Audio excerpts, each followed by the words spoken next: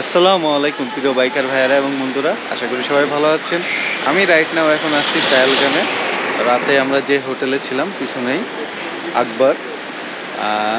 আসলে ভিতরটা অনেক সুন্দর, চলেন দেখি এবং এটার রেন কত, ভিতরের পরিবেশটা কেমন সেটা আপনাদেরকে দেখে দেয়। আর এইটা আপনার লোকেশনটা পেহেলগাম শহর থেকে একটু সামনে এসে লেকের সাথে, আসলে অনেক সুন্দর একটা লেক আছে যেটা আপনারা সবাই জানেন। এই যে পাশে লেক আছে, লেকের সাথে।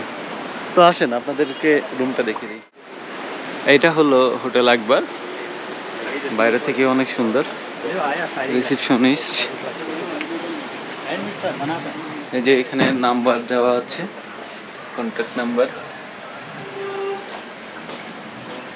আর সুবিধা কি, এখানে রেফারেন্স আমাদের রবিন ভাই দিয়েছিল, যার কারণে আমরা এখানে আসা। এবং আপনারাও আমাদের রেফারেন্স দিয়েও কিন্তু এখানে আসতে পারেন, এটা স্পেশালি ডিসকাউন্ট দেবে। হ্যালো ভাইয়া, হ্যাঁ থ্যাংক ইউ, হ্যাঁ ফাইন। তো এটা রুমগুলো অনেক সুন্দর, আসেন আপনাদেরকে একটু রুমগুলো যদি দেখে এবং তারপরে রুম রেন্ট সম্পর্কে বলি। হাই দাদা, আমাদের রঞ্জন দাদা, রুমটা আমাদের এখানে প্রতিটা রুমই কাছাকাছি একই রকম। দাদা লাইটগুলো, এখানে প্রতিটা রুমই একই রকম দেখতে।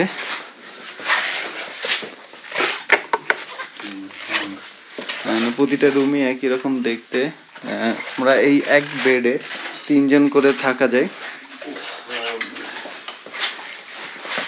কত বড় হিটার মেশিন দেখতে পাচ্ছেন। এই বেডে 3 জন করে থাকা যায়। আমরা 2 রুমে নিয়েছিলাম এবং 2 রুমে 6 জন ছিলাম।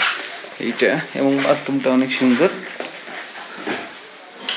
এটা হলো বাথরুম, আর এখানে এইটা এবং এইটা আমাদের আরেকটা রুম ছিল।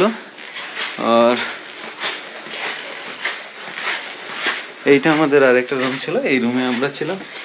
তো সর্বোপরি এই রুমের ভাড়া আমাদের যেটা পড়ছে, দাদা এক রুমে সিঙ্গেল ছিল, যার কারণে আমরা বলে ওই রুমটা 1000 টাকা করছি এবং আমাদের রুমটা এবং আমরা 2টা রুম 1500 করে 3000 টাকা দিয়েছি। তো এটাই। আর আপনাদের যে কোনো প্রয়োজনে আমাকে সাথে যোগাযোগ করতে পারেন, আমি আপনাদেরকে ইনফরমেশন দিয়ে হেল্প করার চেষ্টা করব, যে আমার পুরোটা দিয়ে। আর আমাদের জন্য দোয়া করবেন, আমরা যেন সুন্দরভাবে ট্যুর শেষ করতে পারি। আমরা এখন পেহেলগাম থেকে সাইট সিং করব, সাইট সিং করে আমরা সরাসরি শ্রীনগর চলে যাবেন। ধন্যবাদ সবাইকে, শুভকামনা থাকলো সবার জন্য, আমাদের জন্য দোয়া করবেন। আল্লাহ হাফেজ।